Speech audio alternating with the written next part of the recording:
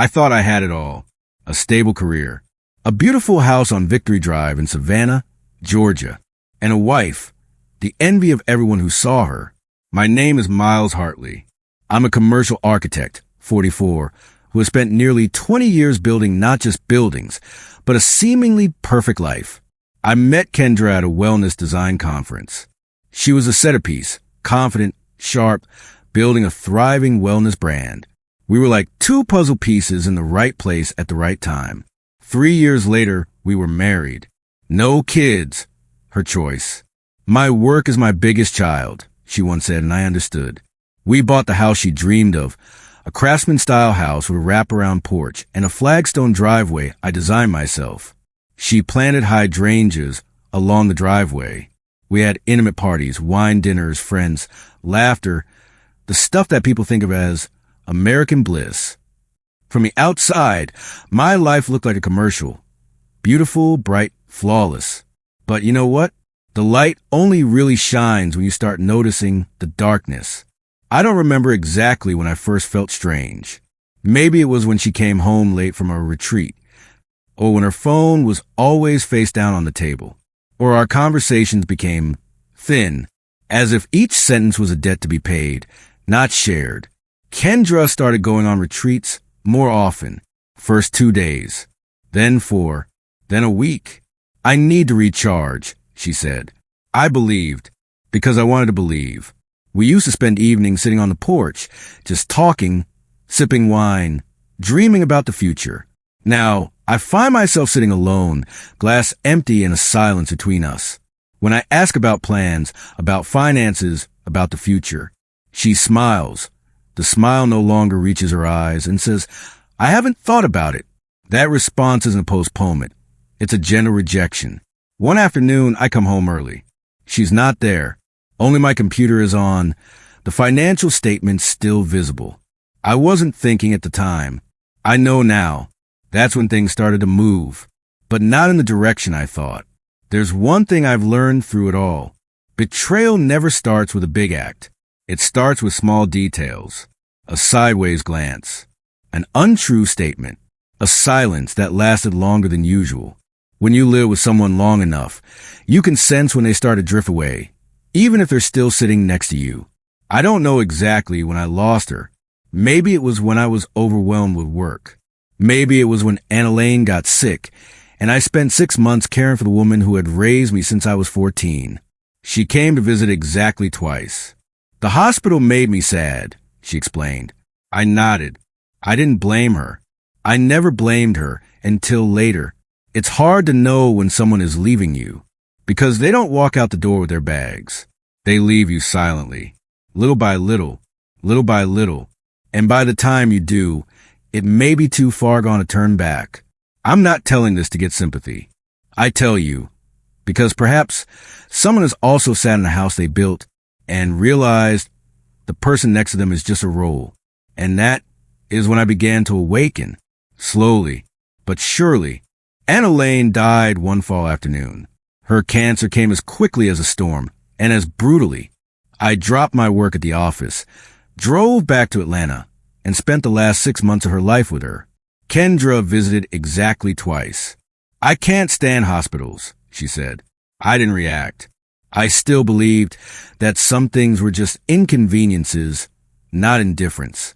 When my aunt died, I not only lost the last of my family, but I also received something unexpected.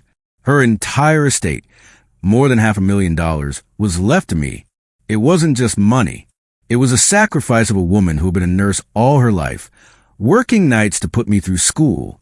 In her handwritten note, she left just one sentence: build something that will last.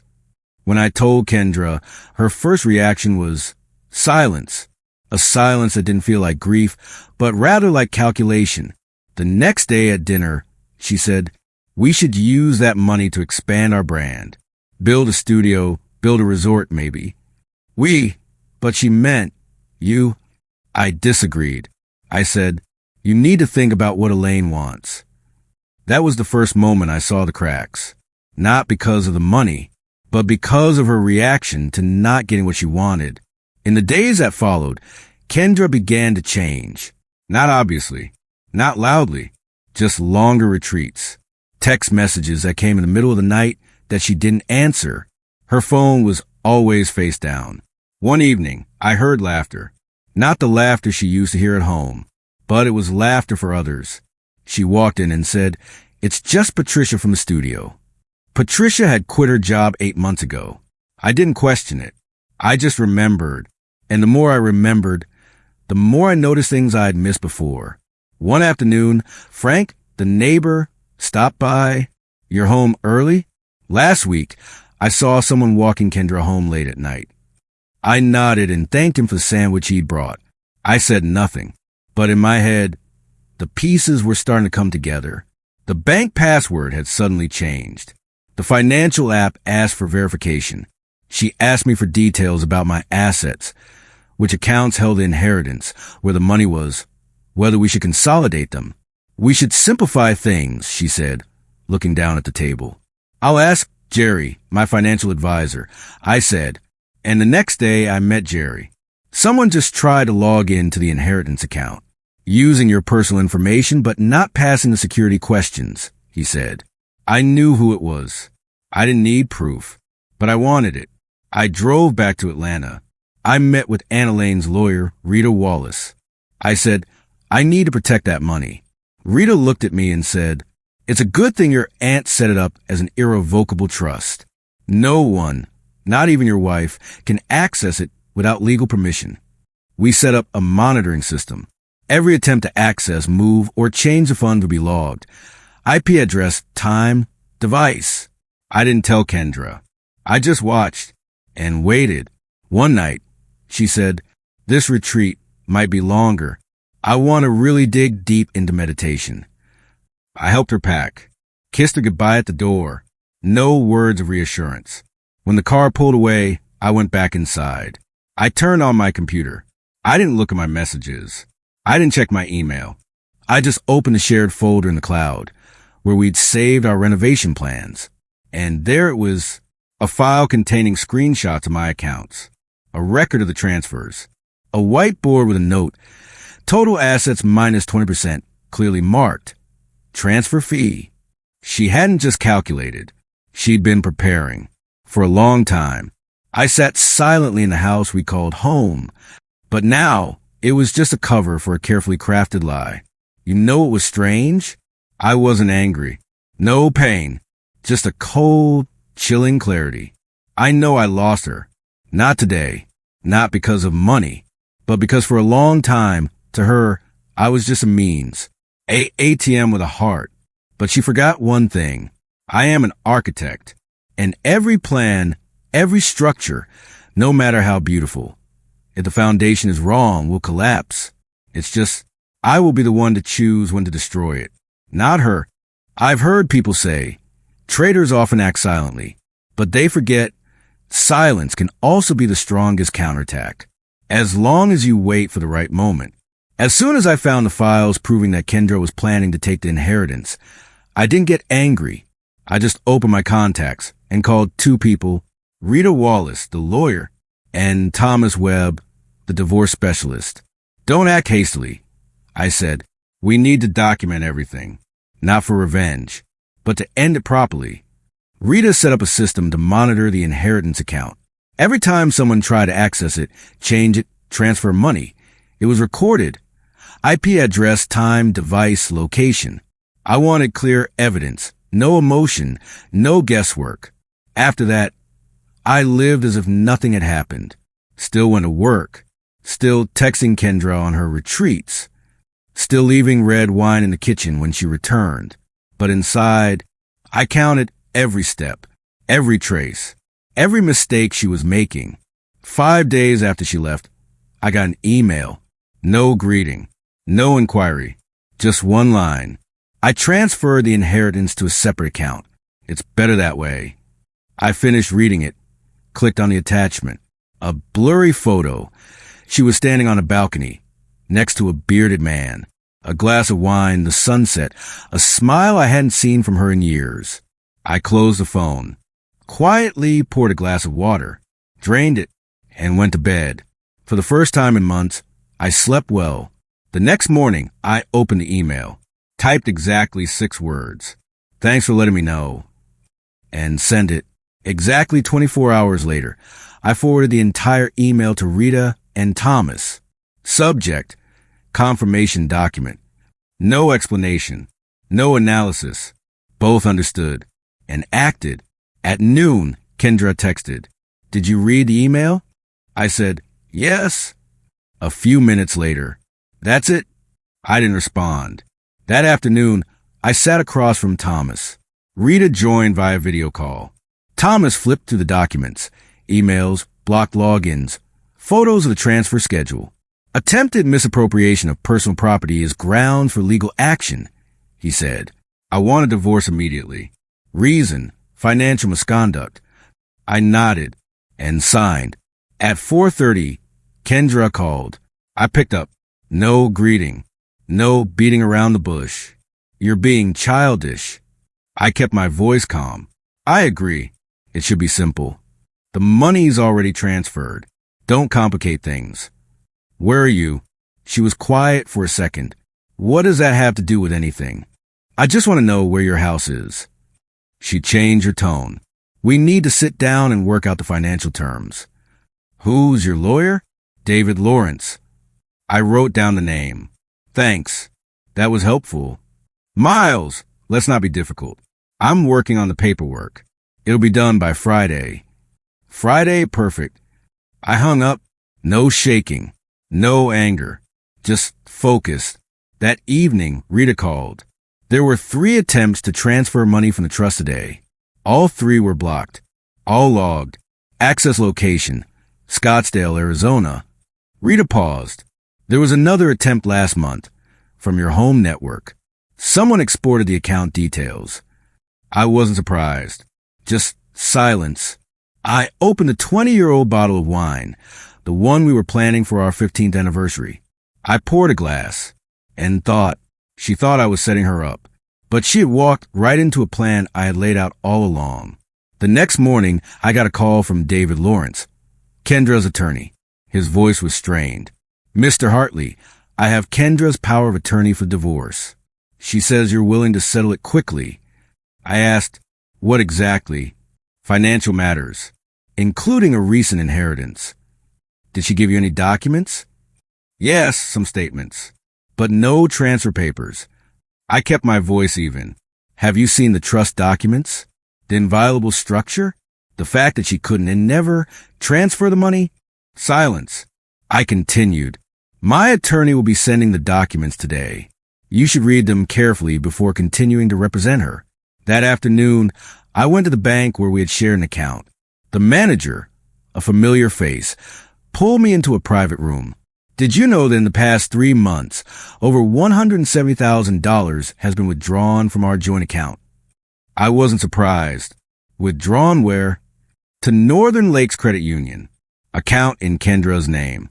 Address, an apartment in Scottsdale. I asked for a full printout of the history. As soon as I left the bank, I got a text from Thomas. The other attorney is here urgently. His tone had changed. When I got back to Thomas's office, the game was clear. David Lawrence had received the documents, and within 24 hours, he had withdrawn as representative. Kendra called 3 times. I didn't answer. A text came in. What the hell did you do? I didn't answer. That night, as I ate my sandwich, I got an email from Rita. Report complete. All unauthorized access documented. File forwarded to legal for possible criminal prosecution.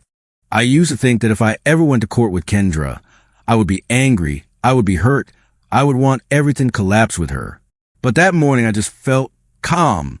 I walked into the conference room with Thomas, my legal representative, and Rita, present via video. Through the glass wall, I saw Kendra.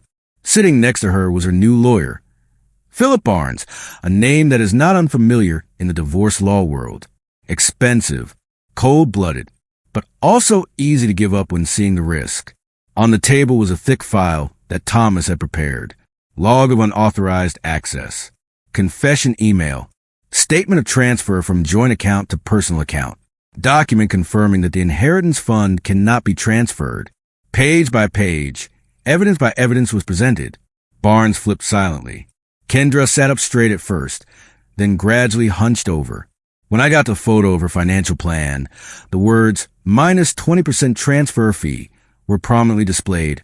I saw her hands clench. There was nothing to deny. I didn't see her as an enemy. No longer angry. No longer regretful. Just a man who decided to end a wrong game. Barnes whispered something in her ear. She nodded, slowly, without the challenging look in her eyes from the early days. Thomas turned to me.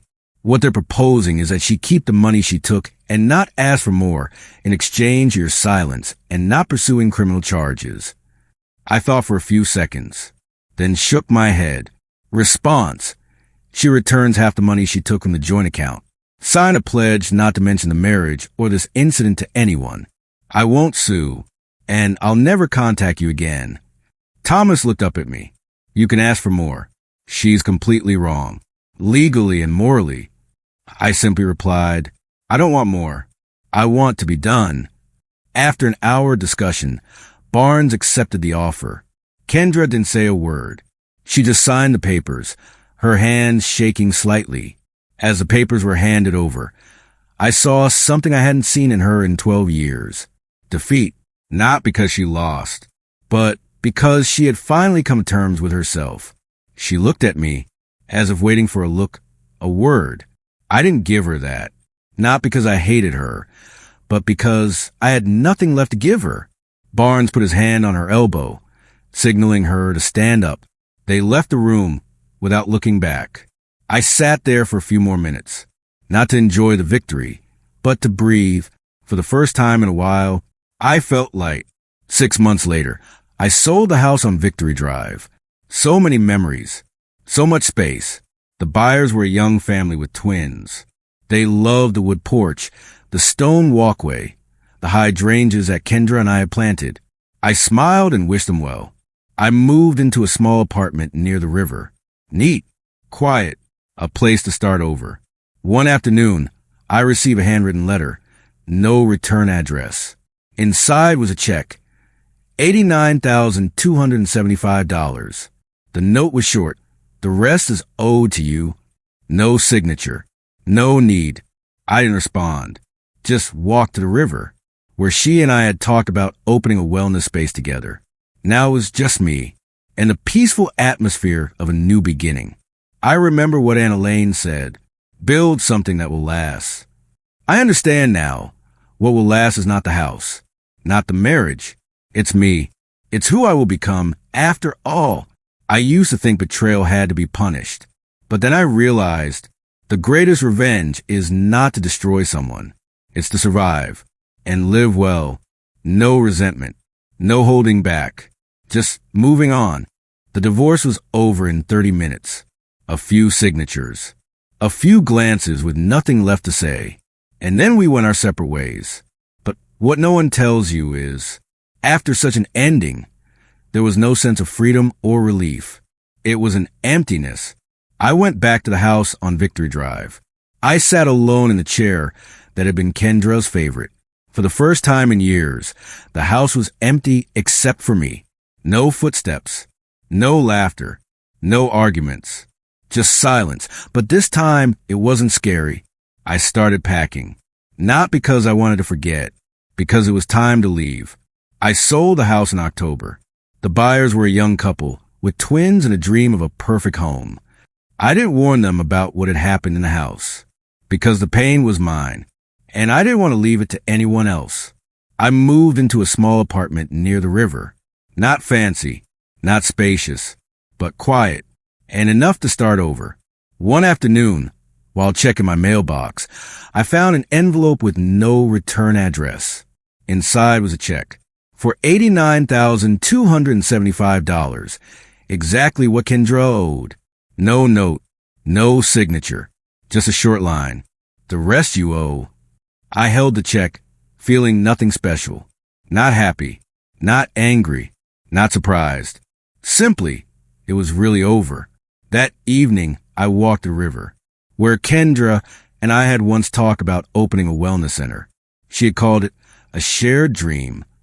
Now I stand there alone, and I see that dream was never ours. I remember the words of my Aunt Elaine, the woman who took over both my father and mother, who left behind an entire legacy and wrote just one sentence. Build something that lasts. Now I understand. The lasting thing she spoke of is not money, not houses or possessions or marriages. It's who you become after you lose it all. When you're betrayed, people expect you to retaliate. When you're lied to, people expect you to pay back what hurt. I thought so. I did. But then I realized sometimes the strongest response to betrayal is not revenge. It's rebuilding, brick by brick, choice by choice. Waking up every morning and choosing to do something kind, not for anyone else, but for yourself. I don't know what's next. Maybe I'll love again. Maybe I won't. Maybe I'll start a new company or just live a normal life. But either way, this time, it's going to be built on a real foundation. No one can take that away from me. No one can touch what I've paid the price to understand. You don't have to win to overcome. You just have to stand. If you're in an empty room, if the person you trusted the most just turned their back on you, if you feel betrayed to the core, take a deep breath, look around, and start over. Not for revenge, but so you can hold your head high one day and say, I didn't fall. I built myself back up. My name is Miles Hartley, and this is not a story about betrayal. This is a story about survival. And sometimes survival is the strongest answer